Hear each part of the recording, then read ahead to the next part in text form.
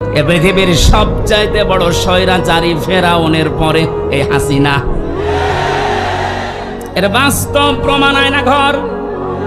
আমি মাটির নিচে যতদিন ছিলাম জানি না যে দুনিয়া বলে কিছু আছে কিনা।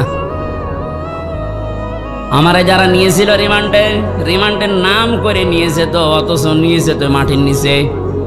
এত কঠিন অবস্থায় রেখেছিল, এত অসহায় হচ্ছিল মনে নিজেকে যে আল্লাহ পৃথিবীতে তুমি ছাড়া মনে হয় আর কেউ নেই। কারণ আমি বিচ্ছিন্ন ছিলাম দুনিয়া থেকে। আমি তো তাও মাত্র 3 বছর, আর ব্যারিস্টার আরমান 8 বছর। আপনি কল্পনায় আনতে পারেন যে একজন মানুষকে মাটির নিচে যে ঘর এখন দেখা যাচ্ছে, এখানে 2 দিন 5 দিন 10 দিন না 8 বছর একটা মানুষ থাকলো কি করে?